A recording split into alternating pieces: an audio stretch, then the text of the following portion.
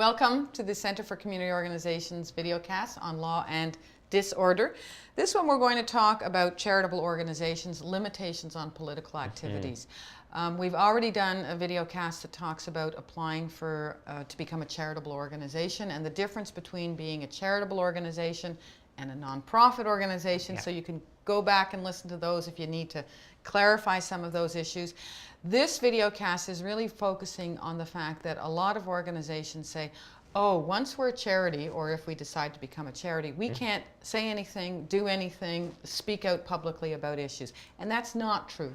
Yet there are important legal limitations to what you can do. So we're going to do a really brief interview that may be helpful if you already have charitable status, but if you do, you should be reading what charities, the Canada Revenue Agency has in terms of all of the guidelines. This videocast may be helpful though if you're thinking about getting charitable status. It's a concern that comes up a lot for organizations that are either, maybe engaged in some social change work and they're worried about like how do they try to bring social change about without being political, and what exactly are they allowed to do? And like you said, organizations that are thinking about applying for charitable status but are worried about the restraints that will be put on them once they have it.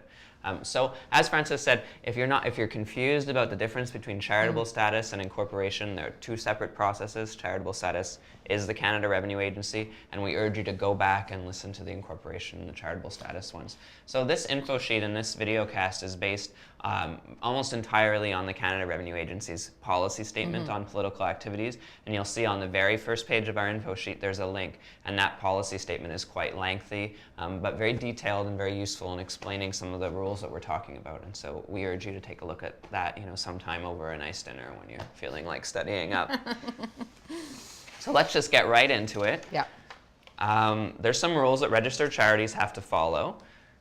Just a couple examples. You have to file annual information returns. You have to meet a disbursement quota, which is a quota on how much money that you get donated is spent on actual charitable activities versus administration fees. And so this is like a mechanism to make sure that the money that you donate to a charity is used for charitable activities. So you'll hear in the news sometimes about organizations that spend almost all their money on cars and administration and barely do anything for charity. And we've decided in Canada that we want to make sure to be careful about that. So that's one rule. There's also a lot of rules about keeping adequate books and records around tax receipts and accounting.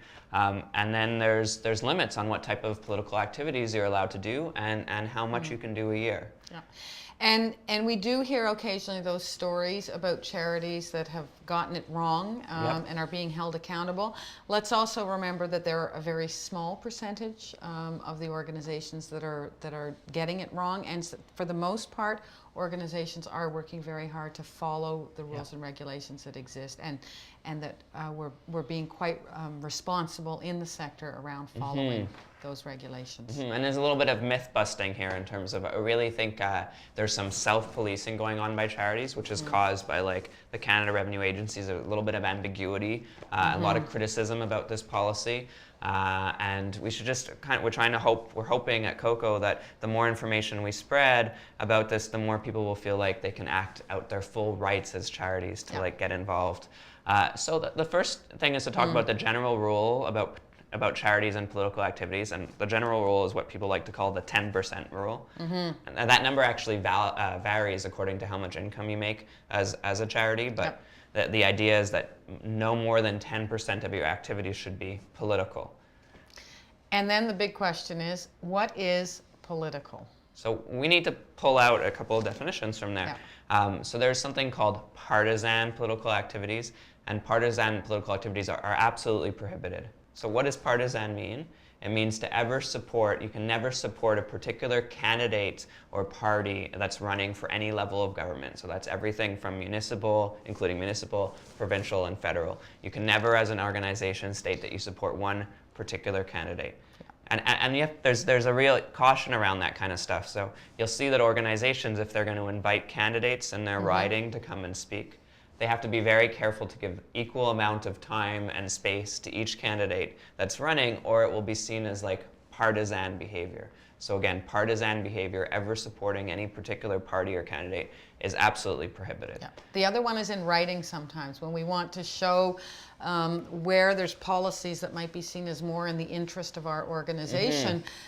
It's important to show, so here's the policies from all the parties that are running. Yeah. And let people figure out for themselves. Exactly. If someone's visiting your website and you're talking about social housing and you show that one party never voted in favor of social housing, you don't have to say anything. It can be pretty clear that if you're showing everyone's voting records and you're giving equal space to show everyone's thing, for people to make their own conclusions. So now we're turning to the kind of political activities that are actually allowed.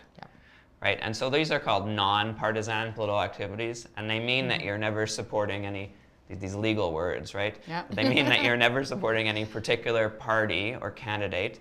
And non-partisan political activities, according to the Canada Revenue Agency, are activities where you're objecting or you're supporting a policy, law, or decision of any level of government. And again, that's from municipal up to federal, including provincial. And so you're not, the government's already there, there's nobody running for election, you know, and you're saying, I don't like that decision you made, I don't like that policy change, or I love that policy, please don't change it, that legal decision, etc. And so that's any kind of speaking out about those kinds of issues, and that's where you're allowed to have about 10%. Like I said, it varies according to your organization of your activities to be dedicated to that kind of thing. So thinking about what are the important policies that your organization needs to show support or displeasure for. That's built in. Some of us might say not enough, the percentage, but there's certainly a time and a space as a charitable organization to speak up about that. And then, of course, anything that you're speaking up about always has to be related in some way to your mandates. So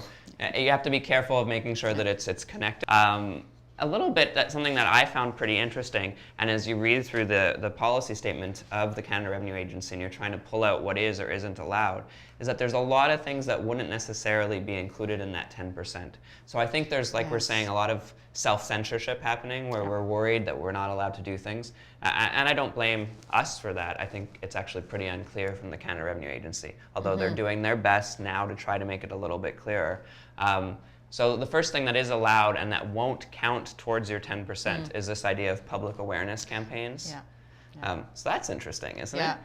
Yeah. So as long as your public awareness campaign is well reasoned, and presents your arguments in a factual way and addresses any counter arguments, that won't be considered to be part of your 10%.